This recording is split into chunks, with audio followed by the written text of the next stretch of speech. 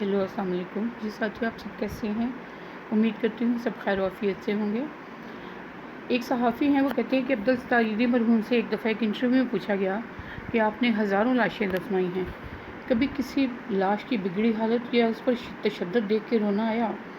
उन्होंने अपनी आंखें बंद करके गहरी सोच में गोताज़न होते हुए कहा, तशद्दुद या बिगड़ी लाश तो नहीं, अलबत्ता मेरे रज़ाकार का एक साफ़ सुथरी लाश लेकर आए जो ताज़ा इंतकाल किए हुए बूढ़े मगर किसी पढ़े लिखे और खाते पीते घराने की लग रही थी। इसके सफ़ेद चांदी जैसे बालों में तेल लगा हुआ, सलीके से कंघी की हुई थी, धोबी के धुले हुए सफ़ेद उजले कलफ लगे सूट में उसकी शख्सियत बड़ी बावकार लग रही थी।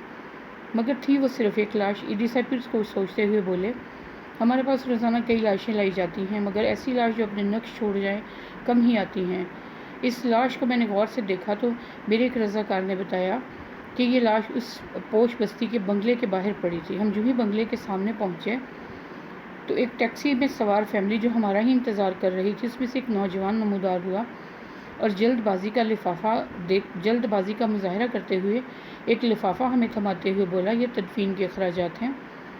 फिर खुद ही बड़बड़ाया कि ये मेरे वालिद हैं, इनका ख्याल रखना, अच्छी तरह से गुस्ल दे के तदफीन कर देना। इतने में टैक्सी से आवाज़ आई, तुम्हारी तकरीर में फ़्लाइट निकल जाएगी। ये सुनते ही नौजवान पलटा और मज़ीद कोई बात किए टैक्सी में सवार हो गया और टैक्सी फराटे भरती आंखों से उज्जल हो गई। ईदी साहब बोले, इस लाश के मतलब जानकर मुझे बहुत दुख हुआ और मैं एक बार फिर उस बदकिस्मत शख्स की जानिब देखने लगा तो मुझे ऐसा लगा जैसे वो बाजुवा किए मुझे दरख्वास्त कर रहा हो कि ईदी साहब, सारी लवारिस लाशों के वारिस आप होते हैं, मुझ बदकिस्मत के वारिस भी बन जाएं। मैंने फ़ौरन फ़ैसला किया कि इस लाश को मैं गुस्ल भी खुद दूंगा, तदफीन भी खुद दूंगा। फिर जो ही मैं गुस्ल देने लगा तो इस उजले जिस्म को देखकर मैं सोच में पड़ गया कि जो शख्स अपनी ज़िंदगी में इसको मोतबर और हसास होगा, इसने अपनी औलाद की परवरिश कितने नाज में की होगी। मगर बेटे के पास तदफीन का वक्त भी न था। ऐसे बाप को कब्र में उतारने से ज़्यादा फ़्लाइट निकल जाने की फ़िक्र थी और यूँ इस लाश को गुस्ल देते हुए मेरे आंसू छलक पड़े। फिर वो अपने कंधे पर रखे कपड़े से आंसू पोंछते हुए बोले, उस दिन मैं इंसानियत की डूबती नैया पर रो पड़ा। काश कि हम अपनी औलादों को ऐशो इशरत की बजाय बेहतर तालीम और तरबियत दें, उनकी अच्छाइयों को फोकस करें, उनको अच्छाई और नेकी का दर्स दें। दुनिया बहुत बड़ी पड़ी है।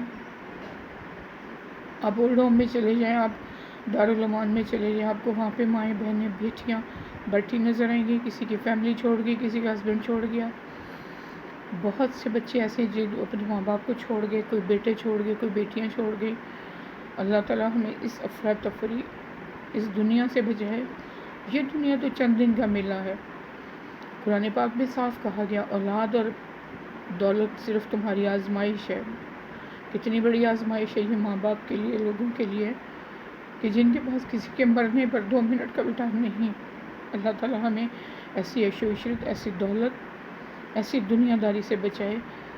हमें अपने रिश्तों का एहतराम और कदर करने की तौफीक दे। उम्मीद करते